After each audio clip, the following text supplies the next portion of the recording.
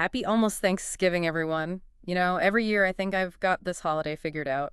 The turkey, the awkward family photos, Yeah. the whole nine yards. But then we start digging into the research for these deep dives, and wow, talk about a history that goes way deeper than I ever imagined. It really is fascinating, isn't it? That Thanksgiving really taps into that universal human experience.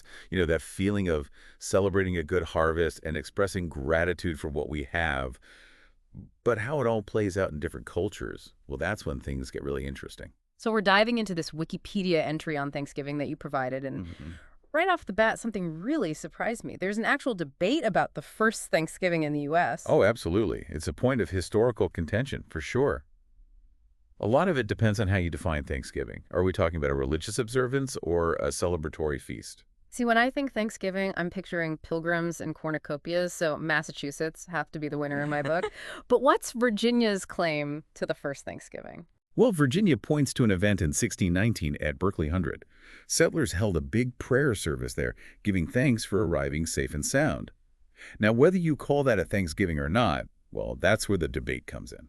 So it's more nuanced than just a disagreement about a date. It gets into the whole meaning of Thanksgiving itself. But this debate wasn't just for the history books, was it? It actually went all the way to the Oval Office. It sure did. President Kennedy in 1963 actually issued a proclamation acknowledging both events.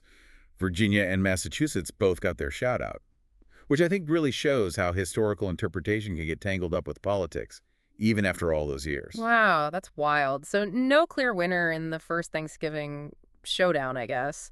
Though I do have to say, our source calls this whole debate a tempest in a bean pot, which I kind of love. A tempest in a bean pot. Oh, It really is a perfect image, isn't it? But you know what I find even more interesting?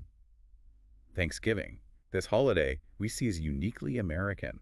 It actually has some deep roots in other parts of the world. really? Like, we're We'll take Liberia, for example. They celebrate Thanksgiving on the first Thursday of November.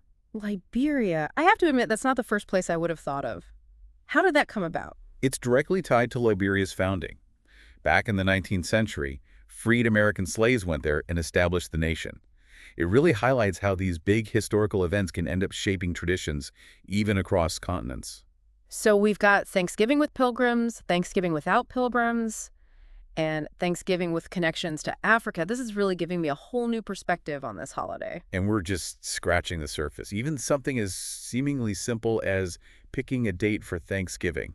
Well, it was actually a pretty wild ride to get there, both in the U.S. and in Canada. Oh, I bet. I mean, we celebrate it on a Thursday now, but I'm guessing it wasn't always that way. Not even close. In the U.S., it took a persistent magazine editor, Abraham Lincoln, in the middle of the Civil War, and even a presidential blunder to give us the Thanksgiving we know today. A presidential blunder. Okay, you have to elaborate on that one. I need to hear this story.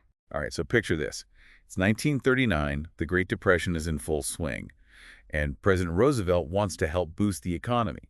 He gets this idea to move Thanksgiving up a week because that would give people more time to shop for Christmas. Interesting strategy. How did that go over? Let's just say it didn't exactly go as planned. Instead of a shopping spree, moving Thanksgiving earlier caused a huge uproar. Families were up in arms, businesses were thrown into chaos trying to reschedule everything. Some states even refused to acknowledge the new date. Wow, I can only imagine the arguments that must have caused. So how did we end up back on the fourth Thursday in November?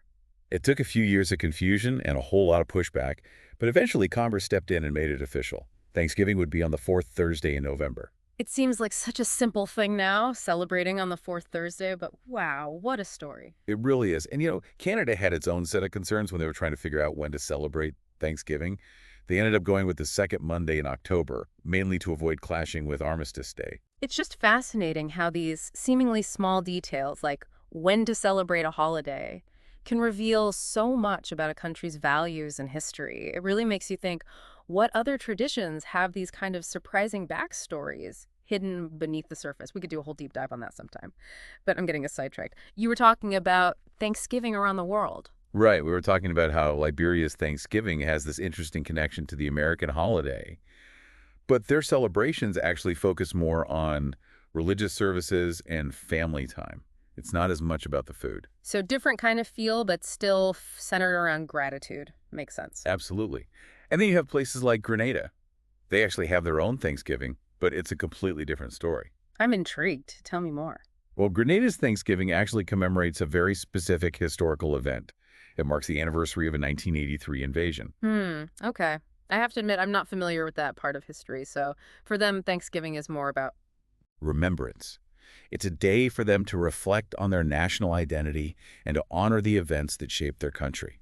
It's a really powerful example of how a holiday that might seem straightforward on the surface can hold incredibly deep and complex meanings. It's like you said earlier, we're just scratching the surface here. So we've covered Thanksgiving in Africa, Thanksgiving in the Caribbean. What about Asia? I read that Japan has their own unique take on Thanksgiving as well. Thanksgiving in Japan, that's definitely not something you hear about every day. What's their take on the holiday? So in Japan, they celebrate something called Labor Thanksgiving Day. It's on November 23rd. Labor Thanksgiving Day. Okay, that's a new one. What do people do to celebrate? It's a day to show appreciation for workers and the contributions they make to society, kind of a celebration of labor and production. Wow, that's so different from the Thanksgiving we're used to. It's more about acknowledging hard work than, well, eating turkey and all that. It really is a different way of looking at it, isn't it? And while Labor Thanksgiving Day itself became official after World War II, it actually has roots in ancient Japanese traditions. Oh, really? Like what?